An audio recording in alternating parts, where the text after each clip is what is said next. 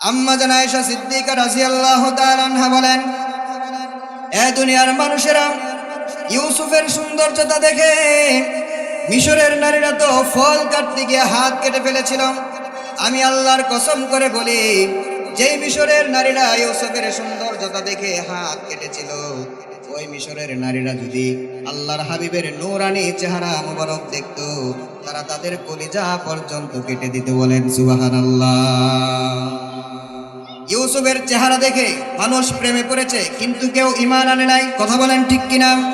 কিন্তু আমার নবীর চেহারা দেখে অসংখ্য অগণিত কাফের বেঈমান কালেমা পড়ে মুসলমান হয়েছে, এবং শুধু মুসলমান হয় নাই, হাব্বাব, খুবাইব, আমির, হামজা নবীজির প্রেমে পাগল হয়ে তারা যুদ্ধের ময়দানে গিয়া তারা তাদের কল্লা পর্যন্ত কেটে দিয়েছে। কথা বলেন ঠিক কিনা?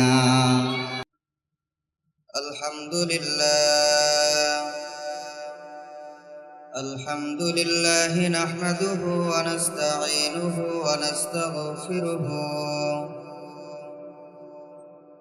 ওয়া নু'মিনু বিহি ওয়া নাতাওয়াক্কালু আলাইহি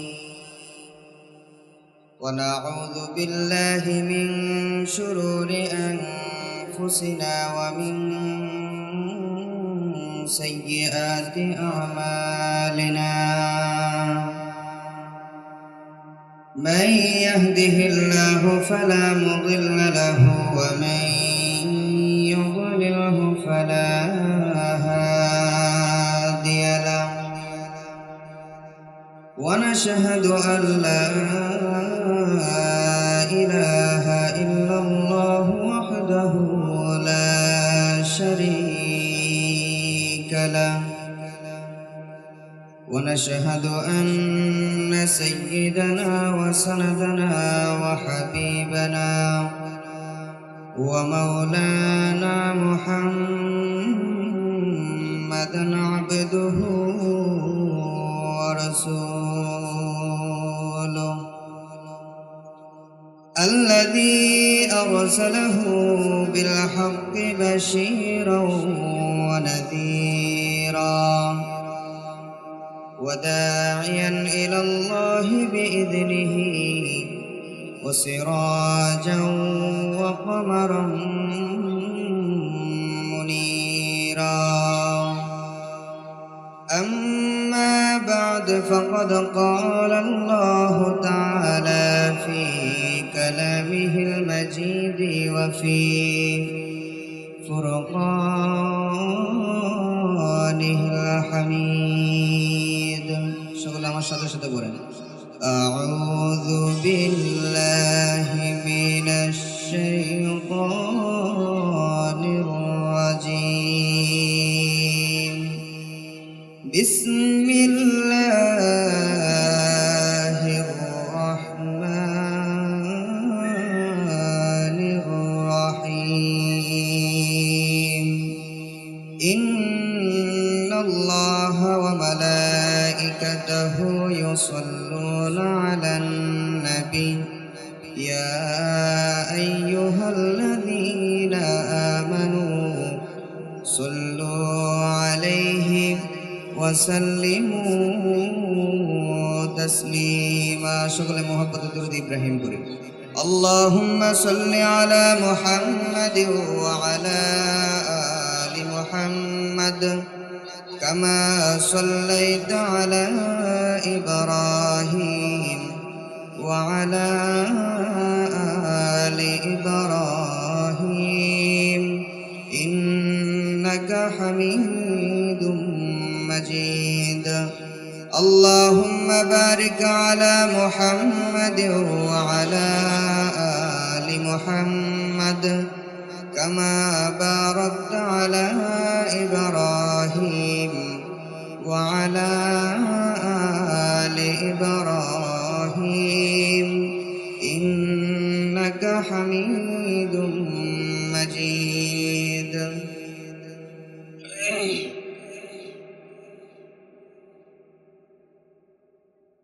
কোনাবাড়ি, গাজীপুর, 22 মাইল পূর্বপাড়া বাবুল সাহেবের বাড়ি প্রাঙ্গণ, দারুল কোরআন মাদ্রাসা ও 22 মাইল পূর্বপাড়া কবরবাসীদের রুহের মাগফিরাত কামনায় আজকের এই তৃতীয় বাৎসরিক ওয়াজ ও দোয়া মাহফিলের সম্মানিত সভাপতি, প্রধান অতিথি, বিশেষ অতিথিবৃন্দ, আমন্ত্রিত হযরত উলামায়ে কেরাম, বিশেষ করে আমার সামনে উপবিষ্ট অত্র এলাকা এবং তার পার্শ্ববর্তী এলাকাগুলো থেকে আগত ইসলাম প্রিয় দিনদার পরহেজগার মুসলমান ভাইয়েরা, পর্দার অন্তরালে অবস্থানরত আমাদের সকলের অত্যন্ত শ্রদ্ধেয়া সম্মানিতা মা এবং বোনেরা, লাখ কোটি শুকর আদায় করছি সেই মহান মালিকের দরবারে, যেই মহান মালিক আমাদেরকে এই অশান্তময় পৃথিবীর অশান্ত পরিবেশ থেকে, গুনাহে পরিপূর্ণ অন্ধকারাচ্ছন্ন সমাজ থেকে যাচাই বাছাই করে মুষ্টিময় কিছু সংখ্যক মানুষকে ভালোবেসে মহব্বত করে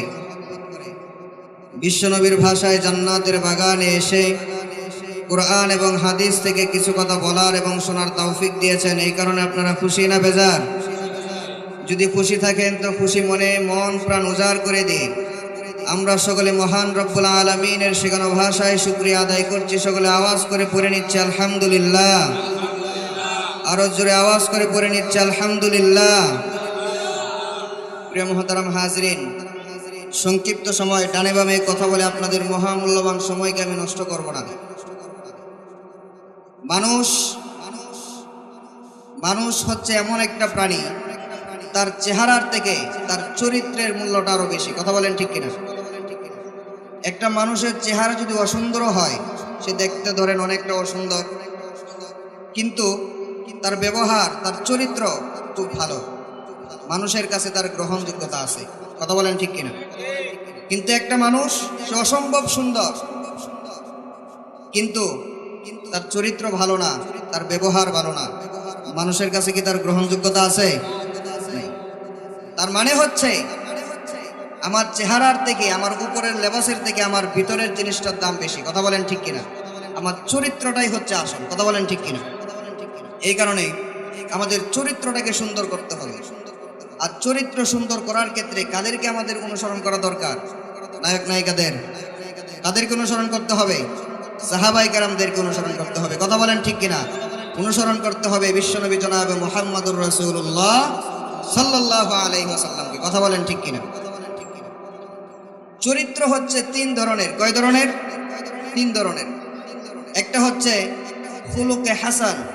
খুলুকে হাসান, এটা হচ্ছে এমন একটা চরিত্র, আপনাকে কেউ গালি দিলে,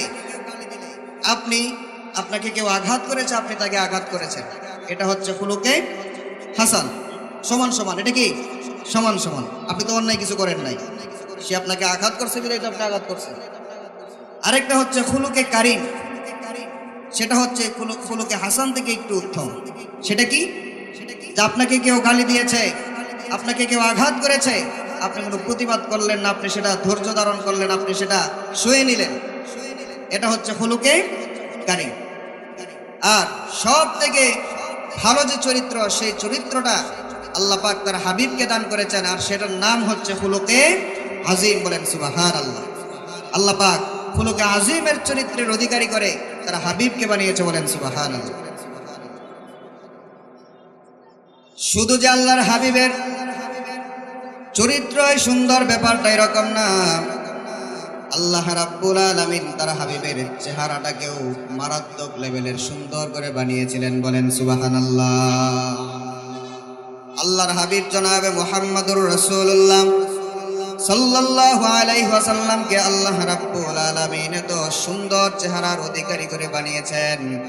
আম্মা জান আয়েশা সিদ্দিকা রাদিয়াল্লাহু তাআলা আনহা বলেন, রাত্রিবেলায় যখন আমি ঘরের ভিতরে শুই দিয়ে কোনো কিছু কাজ করতাম, কোনো কাপড় সেলাই করতাম, হঠাৎ করে একদিন সেই সুইটা আমার হাত থেকে পড়ে যায়। পড়ে যাওয়ার পরে আমি ঘরের ভিতরে যে বাতি ছিল, সেই বাতির আলোতে আমি সেই সুইটা খুঁজে পাচ্ছিলাম না। কিন্তু যখন এশার নামাজের পরে আল্লাহর হাবিব জনাবে মুহাম্মদুর রাসূলুল্লাহ সাল্লাল্লাহু আলাইহি ওয়াসাল্লাম যখন আমার ঘরে তাশরিফ আনলেন, আল্লাহর হাবিবের নুরানি চেহারার আলোকে গোটা ঘরটা এমন ভাবে আলোকিত হয়ে গিয়েছে, আমি আমার সেই হারানো সুইটা পর্যন্ত খুঁজে পেয়েছি। বলেন সুবহানাল্লাহ। আনাস রাদিয়াল্লাহু তাআলা আনহু বলেন, আমি একদিন আল্লাহর হাবিবকে নিয়ে আমার বাড়িতে গেলাম, কিন্তু আমার মা বৃদ্ধ হয়ে গিয়েছে, বার্ধক্যে পৌঁছে গিয়েছে। আল্লাহর হাবিব যখন আমার উঠোনে এসে দাঁড়ালেন, সেই রাত্রিটা ছিল পূর্ণিমার রাত। আমার মা একবার পূর্ণিমার চাঁদের দিকে তাকায়, আবার নবীজির চেহারার দিকে তাকায়। আনাসের মা একবার পূর্ণিমার চাঁদের দিকে তাকায়, আবার নবীজির চেহারার দিকে তাকায়। আনাস রাদিয়াল্লাহু তাআলা আনহু তার মাকে প্রশ্ন করলেন, এরে মা, তুমি একবার পূর্ণিমার চাঁদের দিকে দেখো, আবার আমার নবীজির চেহারার দিকে দেখো, ব্যাপারটা তো বুঝতেছি না, তুমি বলো কি এমন জিনিস তুমি দেখছো? আনাস রাদিয়াল্লাহু তাআলা আনহু মা ডাক দিয়ে বলে, রে আনাস, ওই যে রাতের কালো নিকষ অন্ধকারে আমি দেখতেছিলাম ওই পূর্ণিমার চাঁদটাকে আল্লাহ পাক কত সুন্দর করে বানিয়েছে। আবার নবীজির চেহারার দিকে তাকিয়ে দেখছিলাম যে নবীজির চেহারাটা কেমন সুন্দর করে বানিয়েছে। এরে আনাস, আমি আল্লাহর কসম করে বলি, ওই যে রাতের নিকষ কালো অন্ধকারে পূর্ণিমার চাঁদটাকে আল্লাহ পাক যত সুন্দর করে বানিয়েছে, আমি আল্লাহর কসম করে বলি তার থেকে আরো লক্ষ কোটি গুণ বেশি সুন্দর করে আল্লাহ পাক তার হাবিবের চেহারাটাকে বানিয়েছে। বলেন সুবহানাল্লাহ। ভাবা যায় কত সুন্দর তার চেহারা। সুবহানাল্লাহ। প্রিয় মুসলমান ভাইরা আমার, আপনারা সকলেই জানেন পৃথিবীর অর্ধেক সৌন্দর্যতা দিয়া আল্লাহ রাব্বুল আলামিন একজন নবীকে বানিয়েছিলেন। বলেন তো তার নাম কি? তার নাম কি? ইউসুফ আলাইহিস সালাম। আল্লাহ পাক তাকে পৃথিবীর অর্ধেক সৌন্দর্যতা দান করেছিলেন। কেমন সৌন্দর্যতা? যে জুলেখা তাকে ছোটবেলা থেকে লালন পালন করেছে। ইউসুফ যখন যৌবনে পদার্পণ করলেন, তখন তার চেহারার সৌন্দর্যের মোহে পড়ে সেই জুলেখাই তার প্রেমে পড়ে গিয়েছে। বলেন সুবহানাল্লাহ। কেমন সুন্দর হতে পারে তিনি। তখন মিশরের সকল নারীরা যারা তখনও পর্যন্ত ইউসুফ আলাইহিস সালামকে দেখে নাই, তারা সকলে বলতেছে জুলেখার চরিত্র খারাপ। কারণ যেই মানুষটাকে ছোটবেলা থেকে সন্তানের মতো করে লালন পালন করেছে, তার যদি চরিত্র খারাপই না হতো তাহলে সে কেন তার প্রেমে পড়ল? কথা বলেন ঠিক কিনা? জুলেখা যখন এই বিষয়টা জানলো, জানার পরে মিশরের যত সুন্দরী সুন্দরী নারীরা রয়েছে তাদেরকে খবর দিলেন, দাওয়াত দিলেন এবং তাদেরকে সারিবদ্ধ করে বসিয়ে দিলেন। বসিয়ে দিয়ে তাদের হাতে ধরিয়ে দিয়েছে ফল এবং ধরিয়ে দিয়েছে ছুরি। তাদেরকে বলেছে তোমরা ফল কাটতে থাকো। আর ইউসুফ আলাইহিস সালামকে বলেছে তুমি তাদের মাঝখান দিয়ে তুমি হেঁটে যাও। ইউসুফ আলাইহিস সালাম যখন মিশরের নারীদের মাঝখান দিয়ে হেঁটে যাচ্ছিলেন, আল্লাহ পাক তাকে এত সুন্দর করে বানিয়েছেন, মিশরের নারীরা যখন মাত্র ইউসুফ আলাইহিস সালামের চেহারার দিকে তাদের নজর পড়ল, সাথে সাথে তারা হুঁশ হারিয়ে ফেলেছে। বলেন সুবহানাল্লাহ। মিশরের নারীরা হুঁশ হারিয়ে ফেলেছে। তারা ফল কাটতে গিয়া কখন যে তারা তাদের হাত কেটে ফেলেছে তারা বুঝতেও পারে নাই। বলেন সুবহানাল্লাহ। আম্মা জান আয়েশা সিদ্দিকা রাদিয়াল্লাহু তাআলা আনহা বলেন, এ দুনিয়ার মানুষেরা ইউসুফের সৌন্দর্যতা দেখে মিশরের নারীরা তো ফল কাটতে গিয়ে হাত কেটে ফেলেছিল। আমি আল্লাহর কসম করে বলি, যেই মিশরের নারীরা ইউসুফের সৌন্দর্যতা দেখে হাত কেটেছিল, ওই মিশরের নারীরা যদি আল্লাহর হাবিবের নূরানি চেহারা মুবারক দেখতো, তারা তাদের কলিজা পর্যন্ত কেটে দিত। বলেন সুবহানাল্লাহ। ইউসুফের চেহারা দেখে মানুষ প্রেমে পড়েছে, কিন্তু কেউ ঈমান আনে নাই। কথা বলেন ঠিক কিনা? কিন্তু আমার নবীর চেহারা দেখে অসংখ্য অগণিত কাফের বেঈমান কালেমা পড়ে মুসলমান হয়েছে। এবং শুধু মুসলমান হয় নাই, হাব্বাব, খুবাইব, আমির, হামজা নবীজির প্রেমে পাগল হয়ে তারা যুদ্ধের ময়দানে গিয়া তারা তাদের কল্লা পর্যন্ত কেটে দিয়েছে। কথা বলেন ঠিক কিনা? তাহলে চিন্তা করেন কেমন সুন্দর, কেমন রূপের অধিকারী করে আল্লাহ পাক তারা আপন হাবিবকে বানিয়েছিল। বলেন সুবহানাল্লাহ। এমন চেহারা, এমন সুরত আমাদের ধারণ করা সম্ভব? কথা বলেন। তার সুরত এটা হচ্ছে প্রশংসনীয়। কি নিয়ম? আমরা এটা ধারণ করতে পারবো না, এত সুন্দর ছিল তিনি। দেখেন আরবিতে অসংখ্য অগণিত শব্দমালা রয়েছে। আপনি সাদা সুন্দর, এটা বোঝানোর জন্য আরবিতে শব্দ রয়েছে। আপনি লাল সুন্দর, এটা বোঝানোর জন্য শব্দ রয়েছে। আরবিতে অসংখ্য অগণিত শব্দমালা থাকার পরেও সাহাবায়ে কেরামদেরকে যখন কেউ প্রশ্ন করত নবীজির চেহারা কেমন সুন্দর ছিল, যারা নবীজিকে দেখেন নাই, তখন সাহাবায়ে কেরামরা জবাব দিত নবীজির চেহারা সাদাও ছিল না আবার কালোও ছিল না। বলেন সুবহানাল্লাহ। নবীজি এতটা লম্বাও ছিল না আবার খাটোও ছিল না, মধ্যম আকৃতির ছিল। কিন্তু আমার প্রশ্ন হচ্ছে, তারা তো একটা বাক্য বলতে পারতো যে দেখতে এমন ছিল, সেটা বলতে পারে নাই। তার কারণ পৃথিবীতে এমন কোনো বাক্যই তৈরি হয় নাই যে বাক্য দিয়ে কাঙ্ক্ষিত মানের অর্থ বোঝানো যায়। কথা বলেন ঠিক কিনা? কথা বলেন ঠিক কিনা?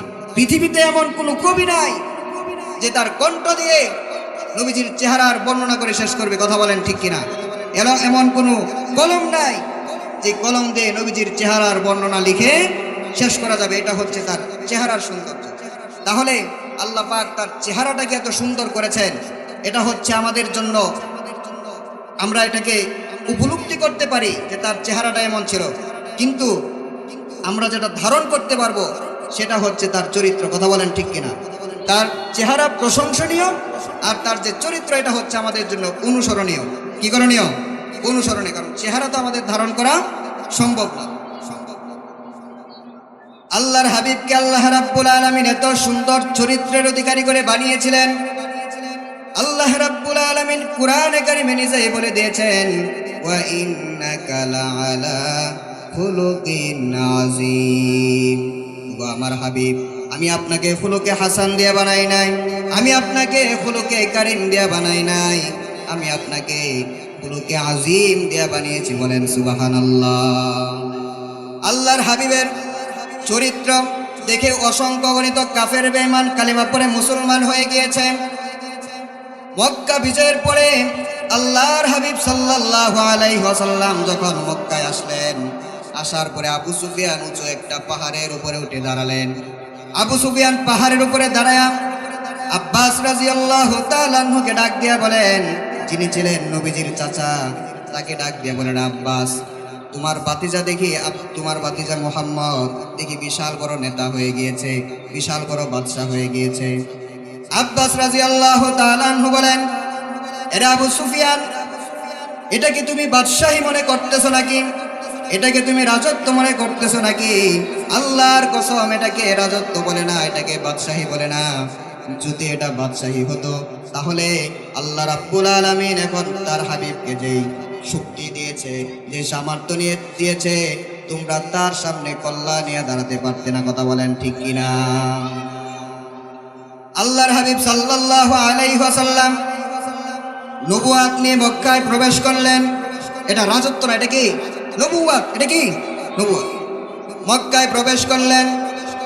মক্কায় যখন প্রবেশ করলেন, আল্লাহর হাবিব সাল্লাল্লাহু আলাইহি ওয়াসাল্লাম সকল সাহাবীদেরকে বলে দিলেন, এরে সাহাবীরা, খবরদার, তোমরা কেউ কোনো অসুস্থ মানুষের উপরে হাত তুলবে না, তোমরা কেউ কোনো গাছপালা কাটবে না, তোমরা কোনো নারীদের উপরে হাত তুলবে না, তোমরা কোনো নারীকে তোমরা বেইজ্জতি করবে না। বলেন সুবহানাল্লাহ। আল্লাহর হাবিব সাল্লাল্লাহু আলাইহি ওয়াসাল্লাম এমন মানুষদের উপরে দয়া দেখাচ্ছেন যে মানুষগুলা মদিনাতে থাকার সময়, মক্কায় থাকার সময়, মদিনার হিজরতের আগে মক্কায় থাকার সময় নবীজি যখন নামাজে দাঁড়াতেন, তার পিঠের উপরে উটের নাড়ি বুড়ি ঢেলে দিত। কথা বলেন ঠিক কিনা? যে মানুষগুলা নবীজিকে পাগল বলতো, যে মানুষগুলা নবীজিকে উন্মাদ বলতো, পাগল বলতো, সেই মানুষগুলার ব্যাপারে নবীজি বলেন, খবরদার, তাদের গায়ে তোমরা হাত দিবে না, বৃদ্ধ মানুষের উপরে হাত দিবে না, মেয়েদের গায়ে তোমরা হাত দিবে না, অসুস্থ মানুষকে তোমরা জুলুম করবে না। বলেন সুবহানাল্লাহ। আল্লাহর হাবিব সাল্লাল্লাহু আলাইহি ওয়াসাল্লাম উট থেকে নামলেন। উট থেকে নেমে দেখেন একটা বৃদ্ধ মহিলা, সে তার মাল সামানা নিয়ে পালিয়ে যাচ্ছে। তার যে আসবাবপত্র ছিল সবগুলা একবার মাথায় তুলে আবার পরে যায়, আবার সে গাড়ি তুলে আবার পরে যায়।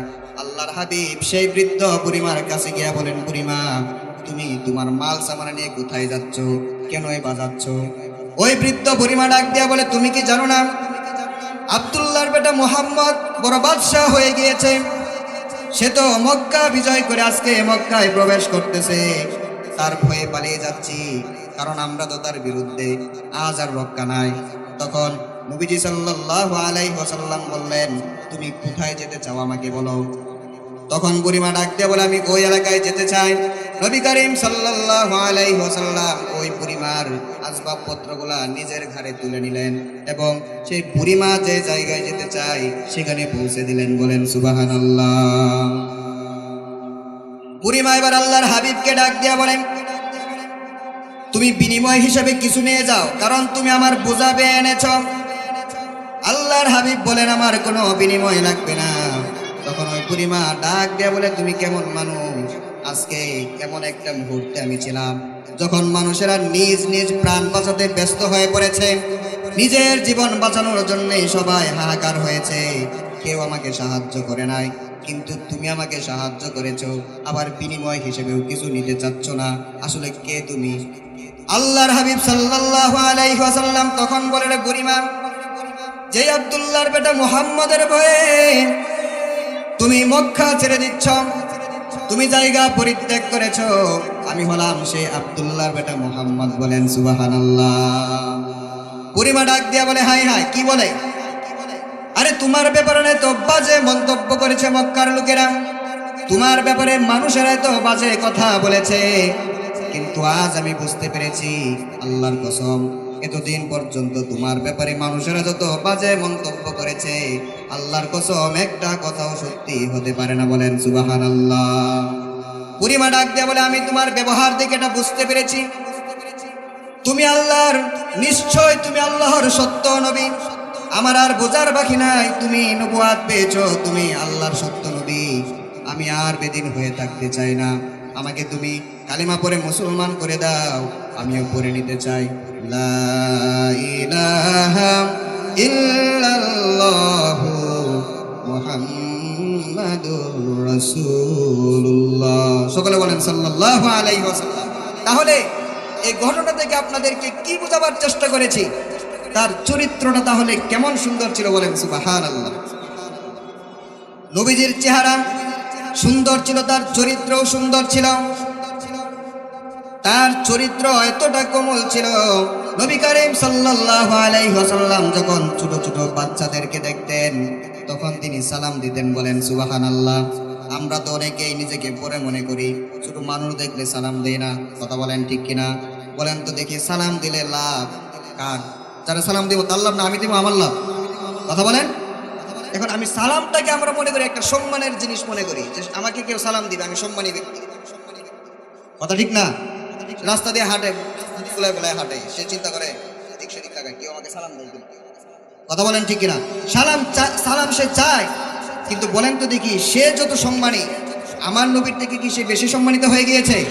কিন্তু আমার নবীকে ভুল করে কেউ আগে সালাম দিতে পারে নাই। বলেন সুবহানাল্লাহ। এই কারণেই তো কবি বলেছেন, গল্প বলি শোনো প্রিয় নবীজির, শ্রেষ্ঠ মানুষ যিনি এই ধরনী।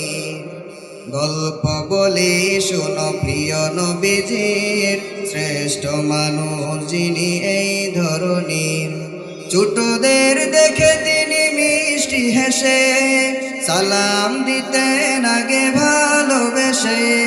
ছোটদের দেখে তিনি মিষ্টি হেসে সালাম দিতেন আগে ভালোবেসে।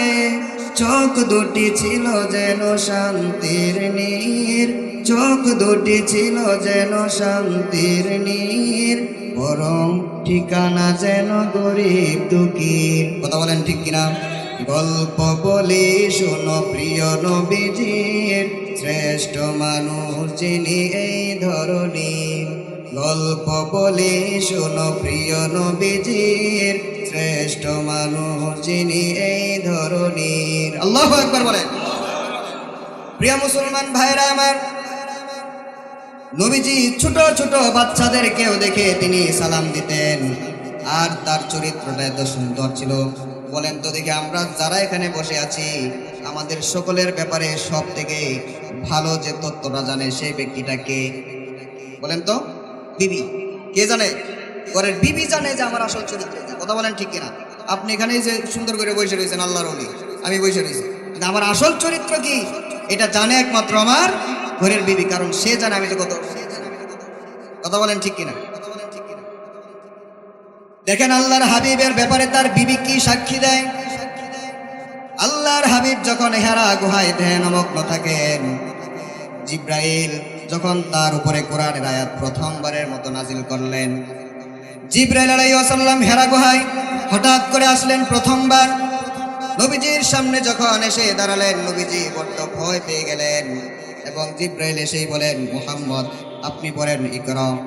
আমার নবীজি বলেন, মা আনা বিকারিন, আমি তো পড়তে জানি না। জিব্রাইল আবার বলেন, আপনি পড়েন ইকরা। আমার নবী বলেন, মা আনা বিকারিন, আমি তো পড়তে জানি না। এরকম ভাবে দুই একবার বলার পরে জিব্রাইল আলাইহিস সালাম আমার নবীজিকে বুকের সাথে জড়ায়া ধরলেন। আমার নবীজিকে বুকের সাথে জড়ায়া ধরে এমন জোরে চাপ দিলেন।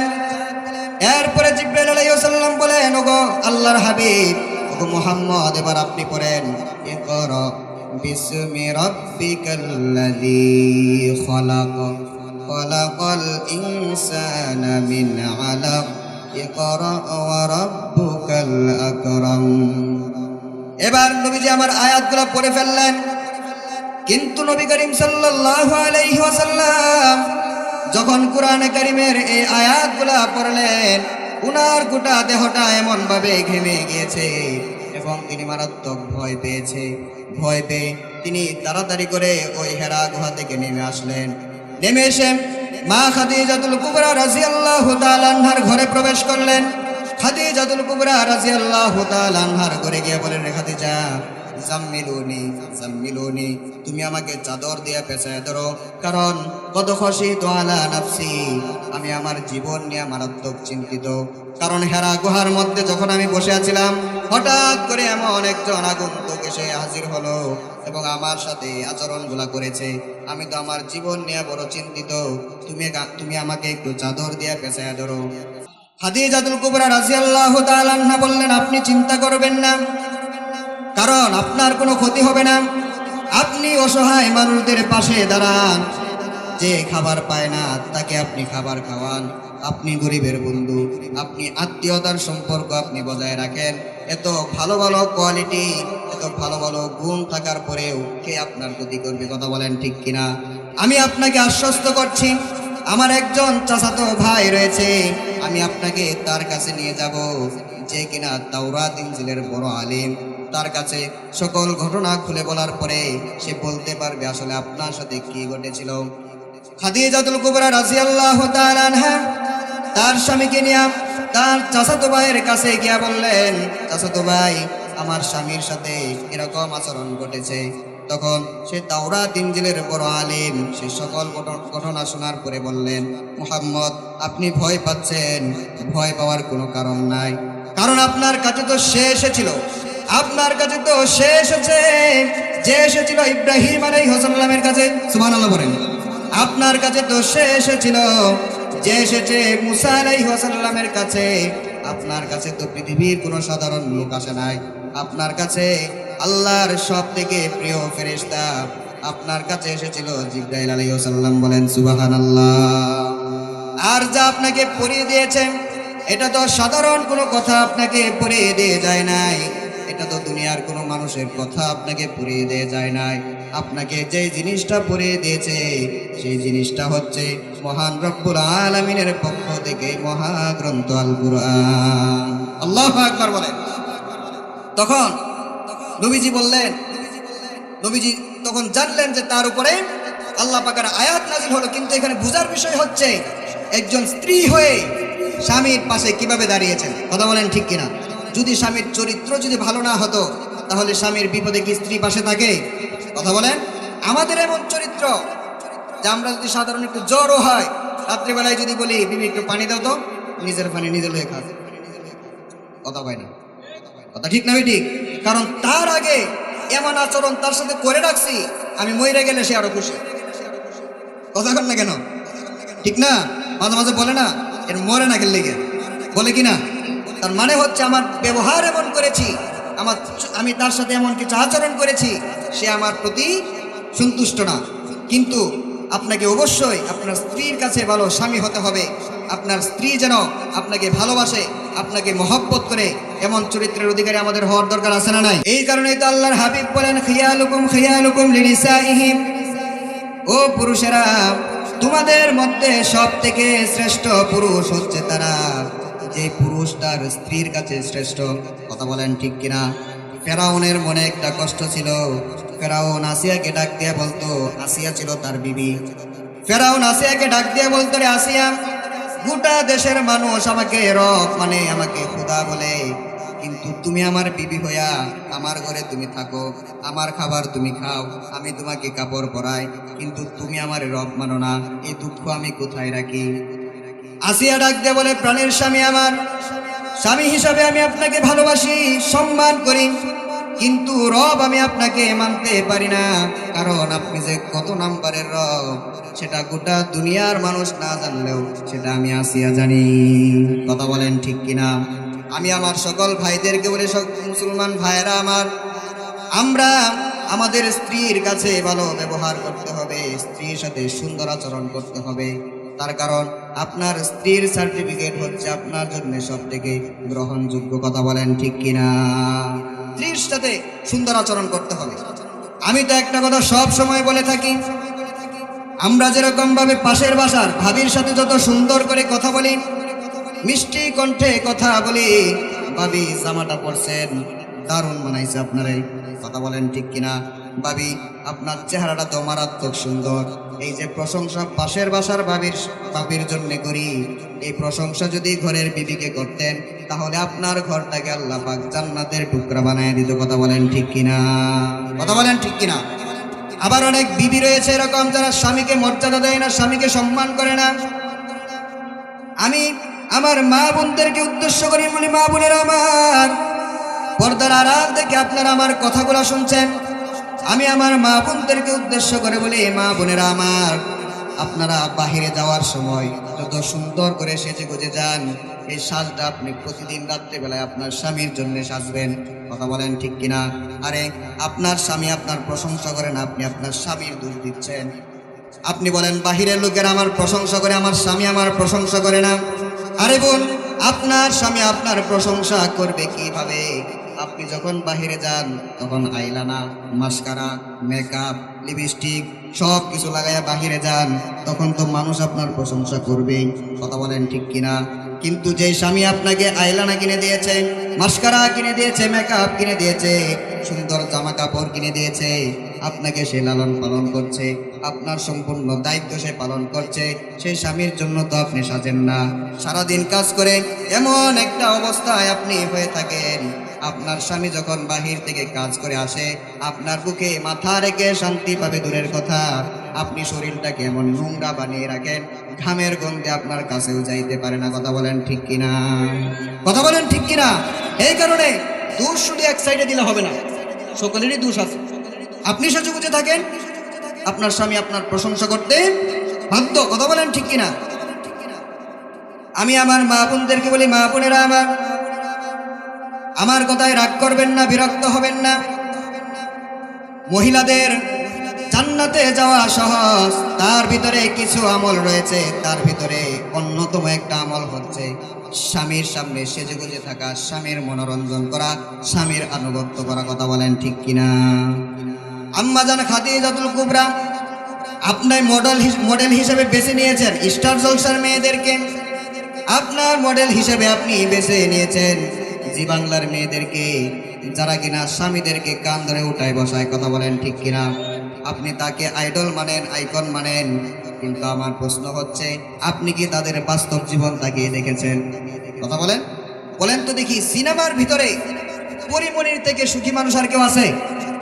একটা নায়ক তার জন্য মরে যায়, তাকে ছাড়া বাঁচেন, কিন্তু বাস্তবে কয়টা বিয়ে হয়েছে আল্লাহ ভালো জানে, কোনো স্বামী থাকে না। কথা বলেন ঠিক কিনা? তার মানে মা বোনদেরকে বলে, আপনি যাকে ফলো করছেন, আপনি যাকে আইডল মনে করছেন, যাকে অনুসরণ করে আপনি বাস্তব জীবনটা আপনি রাখাতে চাচ্ছেন, আল্লাহর কসম যদি আপনি তাকে ফলো করেন তাহলে তার যে অবস্থা হয়েছে সিনেমাতে সুন্দর, আপনি হয়তো বা সমাজে সুন্দর থাকতে পারবেন, কিন্তু তার সংসার জীবন সকাল বিকাল ভাঙ্গে, আপনার সংসারটাও খুব অচিরেই এরকম হয়ে যাবে। কথা বলেন ঠিক কিনা?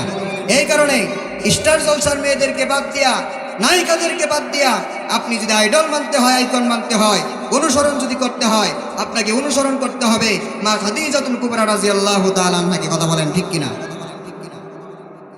মা খাদিজাতুল কুবরা রাদিয়াল্লাহু তাআলা আনহা কিভাবে স্বামীর খেদমত করেছেন। মা খাদিজার সাথে তখনও আল্লাহর হাবিবের বিবাহ হয় নাই। মা খাদিজাতুল কুবরা তিনি ছিলেন আরবের একজন ধনাঢ্য ব্যবসায়ী, প্রতিষ্ঠিত ব্যবসায়ীদের মধ্যে তিনি ছিলেন একজন।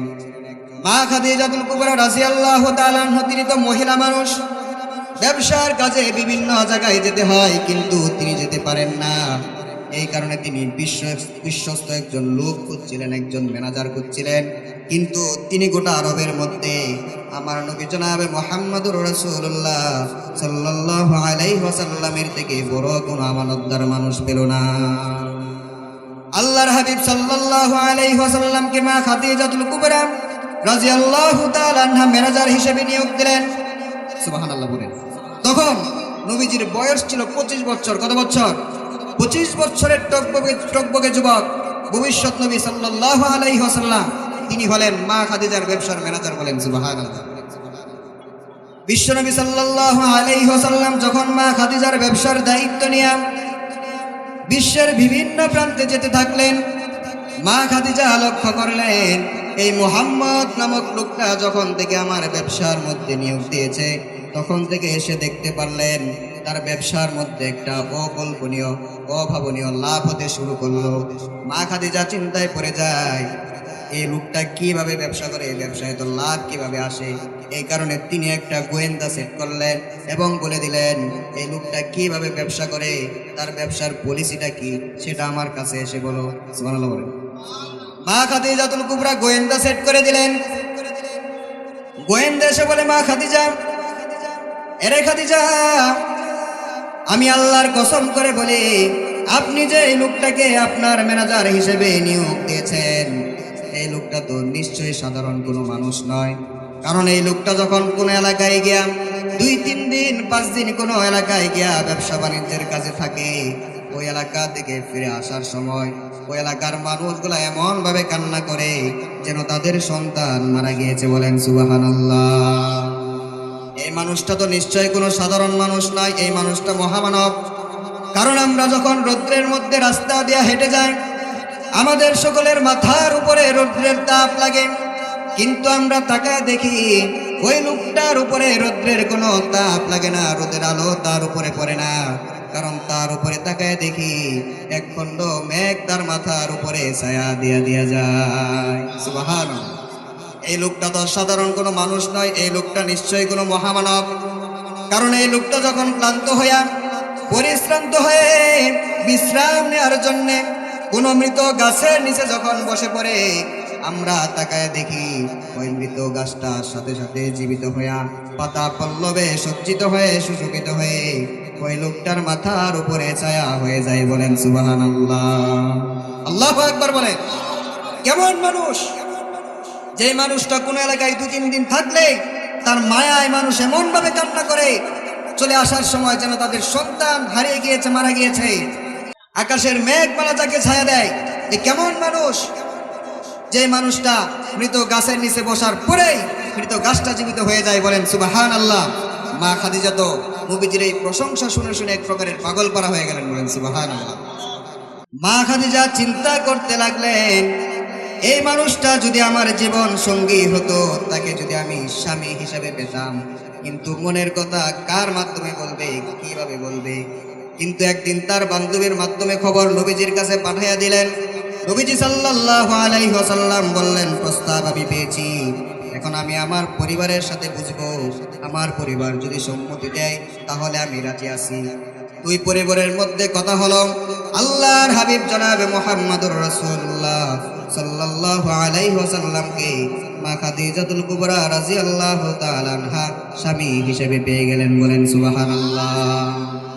স্বামী হিসেবে পাওয়ার পরে এমন ভাবে খেদমত করেছেন, এমন ভাবে স্বামীর মন জয় করেছেন।